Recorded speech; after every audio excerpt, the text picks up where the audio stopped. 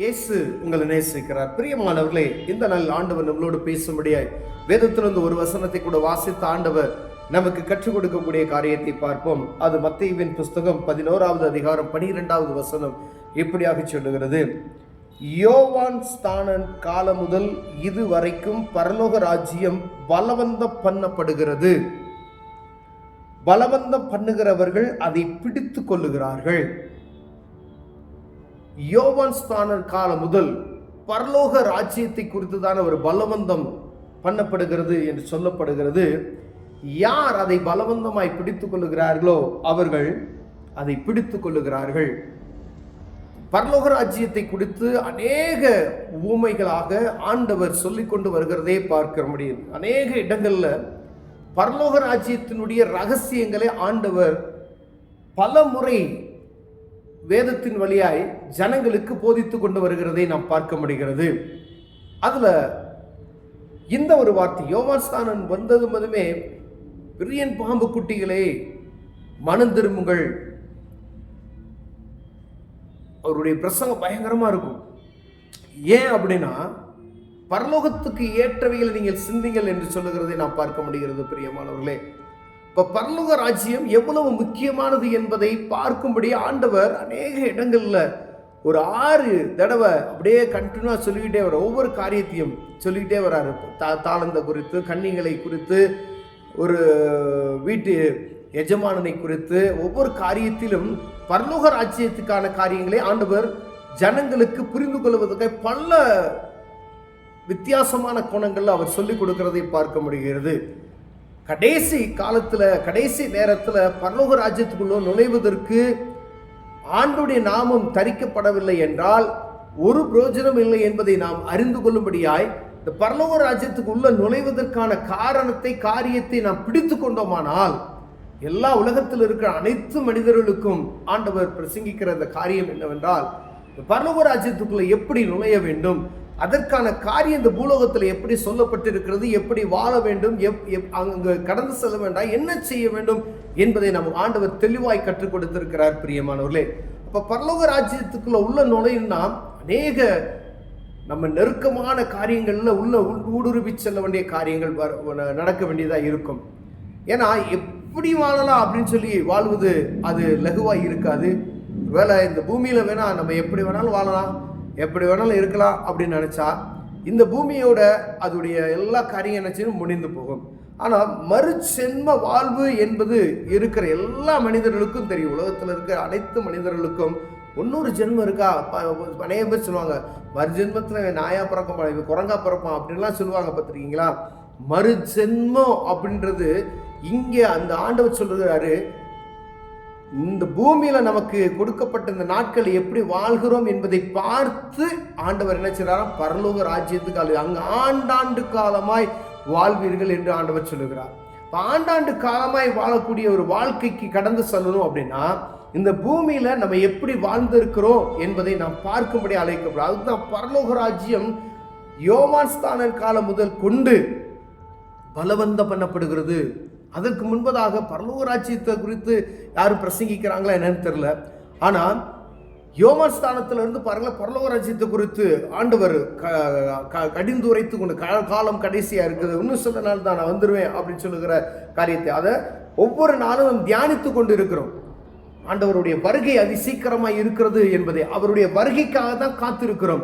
அவருடைய வருகை வந்து விட்டால் அவ்வளவுதான், ஜனங்கள் ஒவ்வொரு மனிதனும் அது அவர்களுடைய செய்கைக்கு தக்கதான பலனை அடைவார்கள் என்று வேதம் சொல்லுகிறது. பிரியமானவர்களே, அப்ப பரலோக ராஜ்யத்துக்குள்ள உள்ள நுழையணும் அப்படின்னா இந்த பூலோகத்துல வாழக்கூடிய வாழ்க்கை எப்படி இருக்கிறது என்பதை நாம் ஆராய்ந்து பார்க்கும்படியாய் அழைக்கப்படுகிறோம். பிரியமானவர்கள், மனம் போன போக்குல நான் வாழ்ந்துகிட்டு இருக்கேன்னா நேபச்சுவாங்க, இதை செய்யாத, மதுபானம் பண்ணாதீங்க, புகைப்பழக்கம் வேணாம், இந்த மாதிரி தவறு செய்யாதீங்க, பாவம் செய்யாதீங்க.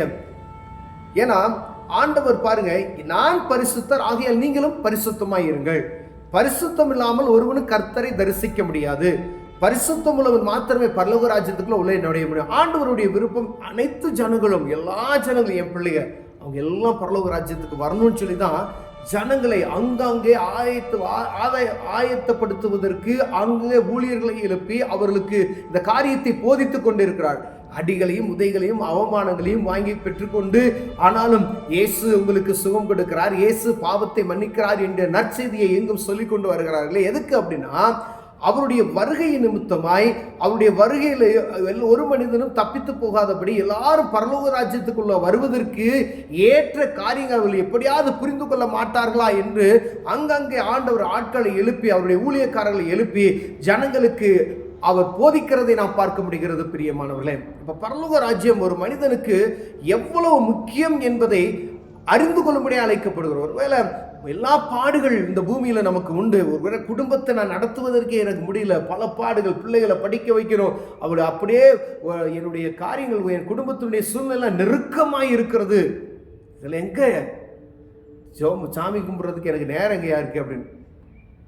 ஆனால் ஆண்டவருக்கு கொடுக்க வேண்டிய நேரத்தை நீங்கள் சரியாக கொடுத்து அவருடைய சமூகத்துக்கு நம்ம கடந்து செல்வதற்கு இந்த பூமியில் ஆண்டவர் நமக்கு கொடுக்கப்பட்ட வாழ்க்கையை சரியாய் வாழ்வோமையானால், அந்த பரலோக ராஜ்யத்துக்கு ஏற்றவைகளை நாம் சிந்திப்போமையானால் அங்கு கடந்து செல்வதற்கு ஆண்டவர் நமக்கு உதவி செய்வார். பிரியமானவர்களே, அநேக முறைகளில் எவ்வளோ பேர் சொன்னாலும் அதை நம்ம கேட்பதற்கு மனமற்ற சூழ்நிலையாக இருக்கிறோம். பரலோக ராஜ்யம் தானே, ஏதோ பாட்டி சொல்லுவாங்க, டே நீ தப்பு பண்ண பரலோக ராஜ்யத்துக்கு போக மாட்டேன், நரகத்துக்கு போயிடுவ அப்படின்னு சொல்லுவாங்க விளையாட்டுக்கு. ஆனால் உண்மையாகவே ஆண்டவர் நரகம், பரலோகம், மோட்சம் சொல்றான் பார்த்தீங்களா, 2 இடங்கள் இருக்கிறது. இந்த 2 இடத்திற்கு இங்கிருந்து செல்லக்கூடிய மனிதர்கள் வேறு வேறாக பிரிக்கப்பட்டு கடந்து செல்லப்படுகிறார்கள். பிரியமானவர்களே, அப்ப அது ஆண்டாண்டு இங்கே பூமியில கொடுக்கப்பட்ட நம்ம ஆயுஷ் காலம் 60, 70, 80, நிறைய போன ஜாஸ்தி போன 100. ஆனா இந்த 100 வயது வரைக்கும் எப்படி வேணாலும் மனம் போகல, 80 வயசு வரைக்கும் மனம் போன நான் வாழ்க்கையில வாழ்ந்துட்டேன் அப்படின்னா, அதுக்கு பிற்பராக இருக்கிற வாழ்க்கை அதுக்கு அழுகையும் பற்கடிப்பும் உள்ள இடத்துல கொண்டு போய் சேர்க்கிறதா இருக்கும். அங்கு புழு சாகாது என்று சொல்லப்படுகிறது. அதுக்கு தான் மீண்டும் மீண்டுமாய் ஆண்டவர் பரலோக ராஜ்யத்தினுடைய ரகசியங்களை ஜனங்களுக்கு எப்படியாவது போதிக்க வேண்டும் என்று சொல்லிக்கொண்டே இருக்கிறதை நாம் பார்க்க முடிகிறது. எப்படிப்பட்ட ஒரு மனிதனையும் ஆண்டவர் எப்படியாவது புரிந்து கொள்ளணும் அப்படின்றதுக்கு கொஞ்சம் கடுமையான பாதையில, இந்த இடுக்கமான பாதை வழியா இங்க நடந்து செல்ல அப்படின்னு சொல்றது போல நம்ம என்ன சொல்றோம், ஆண்டவருடைய வார்த்தையை கற்றுக்கொள்ளுங்க, பாவம் செய்யாதிருங்க, ஆண்டவருக்கு ஏதாவது செய்யுங்க. இந்த பூமியில ஒவ்வொரு காரியத்தையும் அநேக காரியங்கள் சொல்லப்பட்டு இருக்கிறது. எல்லா காரியத்தையும் கடைபிடித்து நடக்கும் பொழுது, அவருக்கு கொடுக்க வேண்டிய நேரத்தை சரியாய் கொடுக்கும் பொழுது, ஆண்டவர் ஒரு பாருங்க, ஒரு 24 மணி நேரம் ஆண்டவர் நமக்கு கொடுத்திருக்கிறார். அதுல அவருக்கு கொடுக்க வேண்டிய நேரம் சரியா நம்ம கொடுக்கணும். நம்ம சுவாசிக்கிறது பரிசுத்த ஆவி, அவருடைய சுவாசத்தை நம்ம கொடுத்திருக்கார். ஜீவ சுவாசத்தை மனிதனுக்கு கொடுத்தாராம்.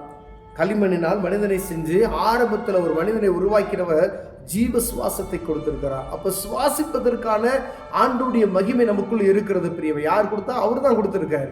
அப்ப பூமியில மனம் போன போக்குல வாங்கலாம், கொஞ்ச நேரம் நீ சுவாசத்தை நிறுத்தி வைன்னு சொல்லிட்டாருன்னு வச்சுக்கோங்களேன், ஒன்று அவ்வளவுதான் முடிஞ்சு. நான் எவ்வளவு பிரயாசம் வேற காரியத்துக்கு எடுத்தாலும் அது பூராமே வெறுமையாய் மாறிவிடும். பிரியமானவர்களே, அப்ப கடவுளுக்கு கொடுக்க வேண்டிய நேரத்தை கொடுக்க வேண்டும். அந்த பரலோக ராஜ்யத்தை குறித்ததான சிறிதளவு நாள் நம்ம அறிந்திருக்கும்படி அழைக்கப்படுகிறோம். பரலோக ராஜ்யம் இருக்கு, பாவம் செய்வதற்கு கொஞ்சம் பயம் இருக்கணும், துணிச்சலான காரியத்தை செய்து கொண்டு இருக்கிறோம். அநேக ஜனங்களுக்கு பரலோகத்தை பத்தி ஒரு கவலை இல்லை. நரகம் இருக்கா அப்படின்னே தெரியாது, ஏதோ படத்துல நரகம் அப்படின்னு காமிக்கிறாங்க அப்படின்னு நினைச்சிட்டாங்க. ஆனா வேதம் சொல்லுகிறது, வேதத்துல இருக்க ஒரு உறுப்புன்னு ஒரு வார்த்தையாயிலும் ஒன்றும் ஒளிந்து போகாது என்று சொல்லப்பட்டிருக்கு. அதுல எல்லாமே அப்படியே நடக்கும். நரகம் இருக்கு, அங்க புழு சாகாது என்று வேதம் சொல்லுகிறது. பிரியமானவர்களே, அப்ப எவ்வளவு ஜாக்கிரதை உள்ளவர்களாய் நம்ம அழைக்கப்படுகிறோம் பாருங்களேன். ஒரு அந்த பரலோக ராஜ்யத்துக்கு நாம் கடந்து செல்லணும்னா, இந்த பூமியில கடவுள் நமக்கு சொல்லப்பட்ட காரியங்களை நடந்து அதன் பாதையில் நடந்து செல்வோமே, ஆனால் அந்த பரலோக ராஜ்யத்துக்கு கடந்து செல்லலாம். இங்க ஒரு யாரோ உங்களுக்கு போதிக்கிறார்கள், அந்த போதனையை ஏற்றுக்கொள்வதற்கு மனமற்று போனவர்களாய் இருந்தோமானால், அங்கு அந்த 2 மனிதர்கள் மரித்து போகிற ஒரு காரியத்தை வேதத்தில் நாம் எழுதப்பட்டு இருக்கிறதை நாம் வாசிக்கிறோம். லூக்காவின் புஸ்தகத்துல ஒரு செல்வந்தனும் ஒரு லாசர் என்ற 2 மனிதர்கள். ஒரு செல்வந்தனும் மரித்து போகிறார், ஒரு ஏழ்மையான ஒரு மனிதனும் மரித்து போகிற ஒரு காரியம் எழுதப்பட்டு இருக்கிறதை நாம் வாசிக்கிறோம். அங்கு போகக்கூடிய 2 பேரும் பேசக்கூடிய ஒரு சம்பவங்கள், பார்க்கக்கூடிய ஒரு சம்பவங்கள். அங்கு அழுகையும் பற்கடிப்பும் உள்ள வேதனை உள்ள இடத்திலிருந்து அந்த மனிதன் கண்ணை ஏறிட்டு பார்க்கும் பொழுது நரகத்துல அந்த ஆபிரகாம் மடியில அந்த மனிதன் அமர்ந்திருப்பதை பார்க்க முடிகிறது. இந்த வேதனையான இடத்திற்கு என் சகோதரர்கள் வராதபடிக்கு அவர்களை தடுத்து நிறுத்துவதற்கு இங்கிருந்து ஒரு ஆட்களை அனுப்பும் என்று சொல்லி ஆபிரகாமிடம் கேட்கும் பொழுது அங்கு இருக்கிற ஜனங்கள் அவர்களுக்கு போதித்த காரியத்தை அவர்கள் கேட்டால் ஒழிய இங்கிருந்து ஒருவரை அழைத்து அங்கு கடந்து சென்றாலும் அவர்கள் ஏற்றுக்கொள்ள மாட்டார்கள். அவர்களுக்கு அங்கு போதிப்பதற்கு ஆட்கள் நியமிக்கப்பட்டு இருக்கிறது. அந்த சத்தத்துக்கு செவி கொடுத்து வந்தார்கள், ஆனால் இந்த இடத்துக்கு வரலாம் என்று கடுமையாக சொல்லுவதை நாம் பார்க்க முடிகிறது. பிரியமான, அப்ப பரலோகத்துக்கு ஏற்ற காரியங்களை சிந்திக்கணும். பரலோகத்துக்கு கடந்து செல்வதற்கு நாம் வாசல்களை எப்படி நம்ம உருவாக்கி கொள்ள வேண்டும் என்பதை நாம் அறிந்ததற்கும்படி அழைக்கப்படுகிறோம். நம்ம பிள்ளைகளுக்கு நமக்கு தெரிந்தவர்களுக்கு பரலோகம் உண்டப்பா அப்படின்றத காரியத்தை, நரகமா பரலோகமா அப்படின்னு நீ தெரிஞ்சுக்கொள்ளு அப்படின்னு சொல்ல இந்த காரியத்தை நம்ம ஒவ்வொருவருக்கும் சொல்லிக் கொடுப்பதற்கு அழைக்கப்படுகிறோம். பிரியமானவர்களே, கண்களை மூடுவோம், ஜெபிப்போம். அன்பின் தகப்பனே, பரலோகம் நரகம் என்கிற 2 காரியம் உண்டு என்பதை நாங்கள் அறிந்திருக்கிறோம். ஆனாலும் அதை பற்றி தான் கொஞ்சமும் கவலையற்று இருக்கிறோம். ஆண்டவரே, யோவான் ஸ்நான காலத்திலிருந்து பரலோக ராஜ்யம் பலவந்தம் பண்ணப்படுகிறவர்கள் அதை பிடித்துக் கொள்கிறார்கள் என்று சொல்லப்பட்டு இருக்கிறது. ஆண்டவரே, இந்த பரலோக ராஜ்யத்துக்கு உள்ள நுழைவதற்கு எப்படியாவது நாங்கள் கடும் பாடுபட்டு அதில் உள்ளே நுழைவதற்கு உதவி செய்ய இயேசுவின் நாமத்தில் பிதாவே, ஆமென்.